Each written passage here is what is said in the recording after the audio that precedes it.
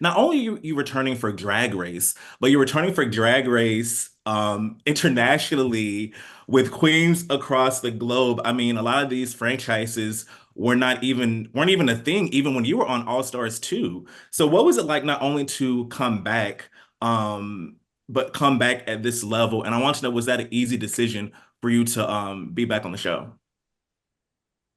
Well, first I want to say that this show gave me the platform and the opportunity to travel the world. So when all of these franchises were being birthed, it was so amazing for me because there were faces that I recognized. I would meet these girls along my journeys on the road, and then I am in the workroom with these queens. And I think this whole setup, 12 queens and 12 countries, is truly like what you said. This is the peak, the pinnacle of RuPaul's Drag Race. And this is an all-stars cast. I definitely was a little intimidated, I'm not going to lie. Queen Kong, Miranda, I think we all were, because this represents the best from each country. And, I think for me, the workroom is such a magical room and Mhm. so powerful in so many ways. And this is something that I will treasure and cherish for the rest of my life. But yes, I was nervous. Yes, I was intimidated, but very excited. Yes, yes, amazing. And Queen, for you, first of all, you were just so iconic on season 2 of Down Under, of course, anyway. And I love, I don't know if you have coined a term for it, but like the barrel roll, the lip sync, I don't know what you Right. call that, but also iconic, also iconic. But I think it's so important that activism is such a huge part of your drag, and even in the initial episode, you speak to the fact that, a lot of times it has been hard in the down under drag scene in Australia and New Zealand because it's specifically harder for people who may not look like what you would assume to be your traditional drag queen. So why is activism such a huge part of your drag and your art and what that means to you? Well, I think that's such a beautiful question. Thank you. There are queens that, are the life of the party, and I'm definitely one of those queens. But then there are also queens that are like stand at the front of the protest and throw the bricks. And baby, that's me. Like, you know what I mean? I'm the one that will, forward the movement. And I think, as a queen of color, I'm definitely aware of, our the way that we practice drag down under. It's about community, and about creating spaces and creating pathways. And so, coming on Drag Race and representing Down Under and the fall Down Under was such an honor to be able to represent my sisters who don't get the light that we deserve. So, yeah, I think activism's at the forefront of everything we do in drag. Putting on a lash, putting on a wig is rebellion. So, just being in drag is activism at its finest. So, yeah, this season is going to be very important for queens that kind of identify with, activism and being advocates for our community, and especially in a political time where things are very tricky. Yeah. Absolutely, absolutely. And Miranda, for you, first of all, Brazil is one of my favorite seasons. Like, I love Brazil so much. And it Me was so too. it was so satisfying that season to see you find that moment when you finally got your win. I was like, it felt like this slow burn story, and you finally made it to the point in that story where it just happens, and it was just so satisfying to watch. But with that being said, you of all the queens, I know you were on TV last year. Gala was on TV last year, so you're one of the queens that it's a pretty quick turnaround from your original season to come here. So, did you have any sort of hesitation about coming back to Drag Race so soon? And how do you think your drag may have even evolved in that short period of time? I have no hesitation at all because I come from Brazil. We don't get two chances or three chances in a row. Mhm. Drag Race changed my life last year, and Global is doing something even bigger for me now. Like Brazilian fans, they are really crazy. They are turning it up for me and for the girls from the cast. So, yeah, it was not so hard to accept the invitation, even though it was so close to my season, my previous season in Drag Race Brazil. But I just felt that was right to be global, and I was not sure if I got the chance again. So I had made a promise to my grandma that I would be on TV for her, and I was in Drag Race Brazil for her.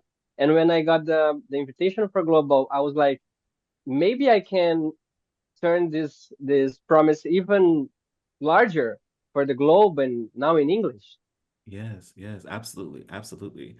And Alyssa, I have to ask you a question about the fact that I don't know if you've seen any of the memes or any of the tweets, but there were so many memes and tweets that have already kind of played out the scenario of you meeting Tessa Testicle for the first time. There's so many tweets about that already. And as we see in the first episodes, I'm already loving the dynamic between you and Tessa. What was it? I don't know if I want to know if did you see any of the tweets about that already? And just how do you think that relationship pans out? Because she's already been advocating to be a member of the House of Edwards. Well, I didn't see the tweets before, Mhm. but after we filmed, she started sending me all of these messages, and people did, tag me in when Alyssa meets Tessa Testicles, and it was exactly that. Because I remember her telling me, I'm introducing myself, and she's like, "I know exactly who you are," and she said, "My name is Tessa Testicles," and I said, "Who? What?" What? And then she gave me the whole story of how her name, because I said, "How did this come about?" Um, and it was really, really, it was really sweet, and I found it endearing. I Yeah. think Tessa is such, uh, like what Queen was saying, the life of the party. She's that kind of gal, and she really is just a fun, fun, fun, loving person. So I enjoyed getting to know her. Even though it's been a short amount of time, even in that instance, how do you think your drag has evolved and your art has changed since the last time we saw you on TV?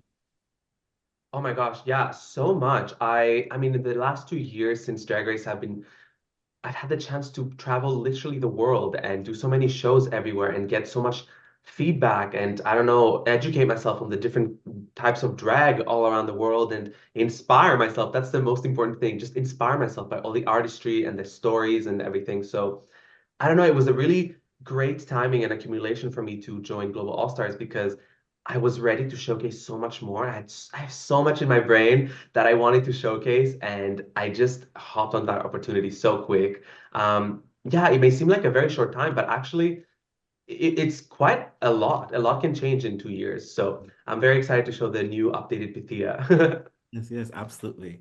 And so for you, first of all, Drag Race France is one of my favorite season one. Season one of Drag Race France is one of my favorite seasons of Ah, all thank you. time.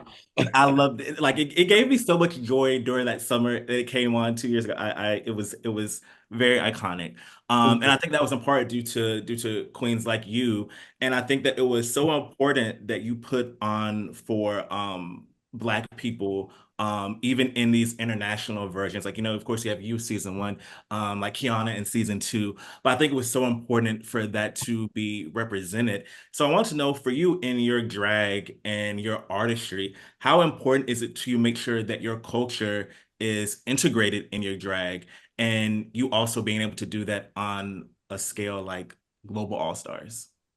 Yeah, but I cannot do without, it's in my vein. And I think for this season I was like to do more of references of the Black community, of the Black queer community. Mm. And it's maybe it's gonna say something about people gonna say I have a big ego, but I want to be in the history now because there a musician called Sun Ra. Sun Ra is a really jazz musician, and he say, "History is history, but my story is mystery." So now I want to bring my story because not a lot of people know my story. So I'm gonna try to bring my story, but connected with all of these Black queer references. Yes. Yeah. So yeah, it's important for me to bring that. Yeah. Absolutely, absolutely.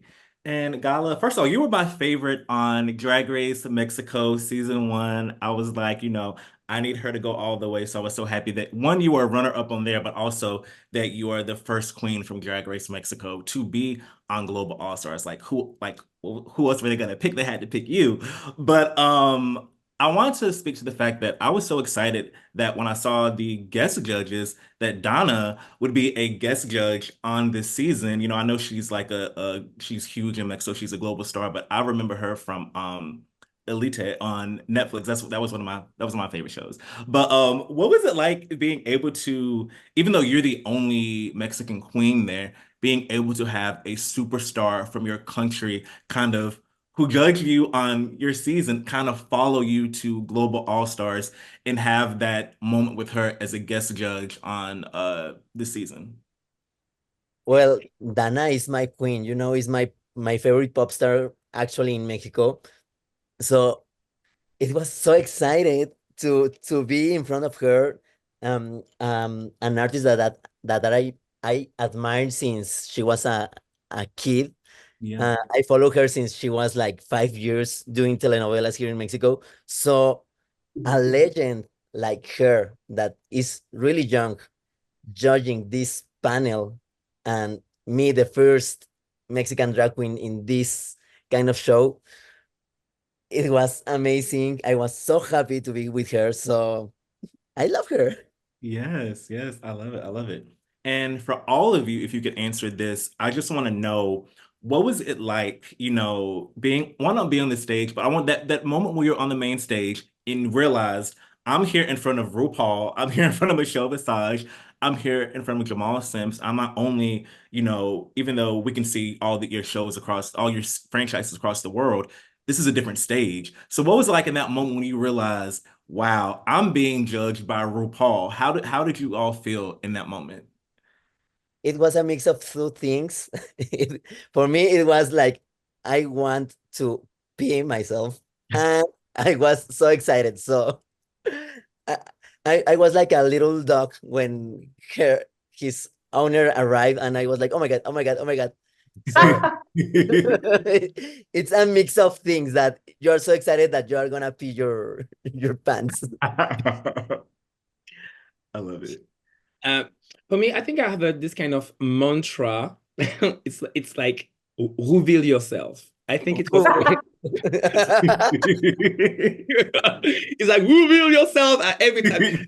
People, when I know I was on this global all stars, I was like, okay, I need to reveal myself, and it's literally that. So of course I was stressed as fuck to be in the front of these icons, but in the same time I was like, girl, if you are here, it's for something. Yeah. So yeah, Yeah. it's so you're here. So no one is here. You have your place, and the place is for you. So bring on, reveal yourself. Exactly. Yeah, for real. Like, honestly, it's quite literally historical. I mean, she's a legend. She has been for a long time. Like, she created she brought drag to the forefront in our modern world, the way that it has never been seen before. So, she's literally a unicorn, and I met a unicorn. Like, it's crazy. I was there in front of a unicorn. You know what I mean? It's like, yeah. So yeah, it was very, very intimidating, but also so powerful to, you know, understand that I'm one of these amazing queens alongside this huge competition, this huge platform that we're given. And it was very, very, yeah, it was humbling and very honorful. You know what I mean. How does it feel to represent the Philippines on this global platform? And also, I don't know how much time was in between you filming this and Marina on UK versus the World, but I want to know, did she give you any sort of advice about you two being like the first Filipino representatives from Drag Race Philippines to be on a international stage like this? It's actually very beautiful because we're besties. It's like we have been dreaming about this since before we even thought that there's ever going to be a Drag Race Philippines in the first place. Like we have always wanted, we've always been, we people always thought of us as somewhat like most ambitious. That sometimes it's even frowned upon in by some of the girls here. It's like, girl, you don't have to do much. It's like you're just a drag queen. And now look at where it got us. It's like we are global international besties. We're hashtag friendship goals, and we're just like very happy to represent the Philippines, especially that Philippines. We know that Philippines is just brimming with talent and beauty of the drag scene. I always say that because I've seen drag shows all over the world, like not really all over the world, but in the West. Mhm. And I would always think, I was like, some of my sisters can like, eat this gig and it's really gonna make so much fans and money. And now that it's finally here, I think the essence of it is just not that I am special, but that it can be done. We Yeah. have broken glass ceilings. Like we can tell queens here locally that no, you don't have to aim for just Drag Race Philippines. There's another bigger mountain to climb, and all you got to do is like work your ass off, and because we're already here. Yeah, yeah, absolutely, absolutely. And Kitty, for you, two-part question. First off, you were one of only, I think, three queens this season to have been judged by RuPaul already. So one, what was that experience like? Do you think that kind of was that to your benefit, you think? And then also, because of that, so many of these franchises didn't even premiere after your season aired. So you're kind of one of the veterans as well because your season kind of aired longer ago than some of the more recent seasons. So one, how is it to be judged by RuPaul again? You think that helped you? And also just being back after kind of, a little bit long and how your drag may have evolved since then. Do you know what? I think like from the outset you would think like, oh, going into it, like you've been judged by Rue before, you're gonna have like an advantage. Just because you've been judged by Rue and Michelle before does not make them any less scary. Every time we walk the runway, I remember just being like, I'm gonna poo my pants. I'm so scared. Like they could literally, oh my God. It like even now it gives me the willies to think about it. I'm like, oh, like no, like so I don't know. Like to me personally, I was like, no, it still feels like I still feel like I'm in the same mindset as I was in season 3 of UK Drag Race, like when it's the first time, and like, but it never gets less exciting. Like every time you walk that runway, it's just like the most incredible feeling. Like I remember just like every time I'm like, I'm watching myself on the TV in my head, and Yeah, yeah, I mean, it had been a minute. I mean, it hadn't been that long. It had been 3 years since yeah, my yeah. season. So it had been a little while, but I liked it. I liked having that time, like to. I didn't want to come back and just like have nothing to show because I've not developed, I've not changed, I've not like my drag hasn't grown. So allowing myself to have that time and the freedom to really just hone in on what I like and what I do and really finding who Kitty is. Yes, yes, absolutely, absolutely. And Athena, first of all, you were my favorite on the first season of Belgique. That first episode, I was like, that's my winner, like that's my winner all the way. So I was so excited to see you return for this. And you speak a little bit about this at the top of the season, just about the fact that, the Belgium drag scene is kind of more in its infancy when compared to like other nations that have, drag queens for years and have these major scenes or whatever. And you're kind of by being on Belgium season one, you're kind of at the forefront of the rise and all these new queens in your country as well. So is it how do you feel like kind of being such a major player in your own drag scene and also being able to represent your country on Global All Stars in this way? Talking about me. Uh, to be honest, yeah, it was like you said, we didn't have like very old and famous drag queen in my country. The drag scene is still pretty new. Like, so we had a very like burlesque and cabaret performers, but then we didn't have like another type of drag performers. So I think it's a bit like I can feel the pressure, but in the same way, I'm like maybe the first one going that far in international like visibility as drag for my country. So if I do bad or wrong, I'll be the first one. Mhm. So there's no one to compare with me, you know? Yeah. So at the end, I'm just like, you know what? Let's go with, let's feel and enjoy the adventure and let's see how it goes. I just had this said before, we love drag. I love drag. I love art. I love showcase what I can do. And then for the rest, I'll go with the flow. Yes. You're like, I'm here for the ride. I'm here for the ride, Yeah, regardless. exactly. Because I think it's cool to think like after what can Global can bring to me, the job, the opportunities, but I want to enjoy like all the process to go there too, because I want to live the moment, let's say. Yeah. Yes, yes. And Kitty, you already spoke to, being in front of RuPaul again, but for Eva and Athena, for both of you, what was it like, for the first time being on the main stage and realizing like I'm in front of RuPaul and Michelle Visage and Jamal Sims right now? How did that feel? It For me, was it's like looking at the face of God.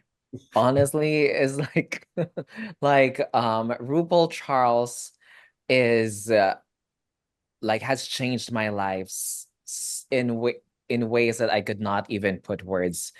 I don't even have words for it. And to actually look at the face of the person who, made me fall in love with drag and made me fall in love with the life that I have right now.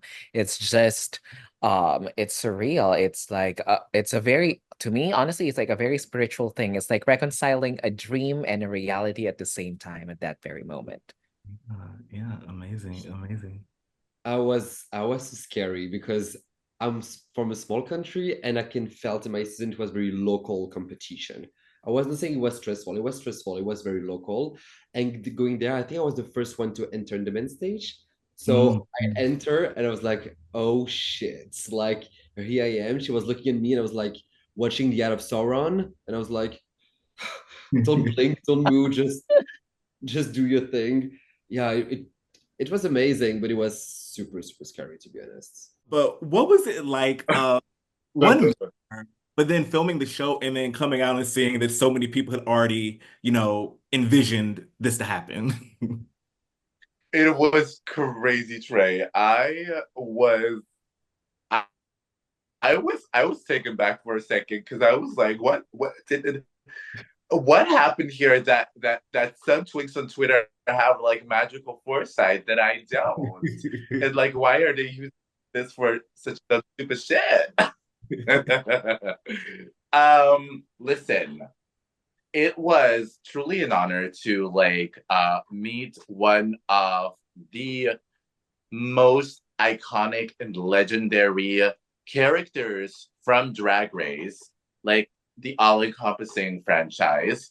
Alyssa is truly like the drag queen from that franchise. So it's absolutely an honor to even be like, I don't know, somehow associated with her. So I love it. I love all the memes. I was sent like the same meme like 20 times by friends, and they were like, wait, are you really on that show, Tessa? And I was like, I don't know. I have a flight to get on. But I don't know where. So yeah, I don't know where else to go with this. What I a love cute it. question. Thank you, Ray. And Vanity, for you, first of all, I have to say that your talent show in season one of Sweden was camp. It was camp. It deserved to be. I'm sorry, it deserved to be at the top. It deserved to be at the top that week. But I love you. it was so hilarious, and I feel like it needs its own place in like the Drag Race history books. But I wanted to know, was there anything specific that you want to showcase? Not only returning to Drag Race, but being able to return to Drag Race and being on this global stage and, being with all these queens from across the globe. Yes, first of all, I love you. But the thing is that if I can talk a little bit about Drag Race Sweden, I had a full plan of what I was supposed to do, but it was turned down. So that's the story behind it. Of course, I wanted to sing and perform and do, as you know, right now. But yeah, I wanted to come to Global All Stars to showcase my pop star fantasy. That's what I wanted to do. And yeah, you know the rest. Yes, yes. And Nehellenia, for you, one, what was it like to be able to come from Drag Race Italia to Global All Stars and represent Italy on a global scale? And second part was, do you think you'll be Miss Congeniality in this season as well? Are you congenial in Global All Stars?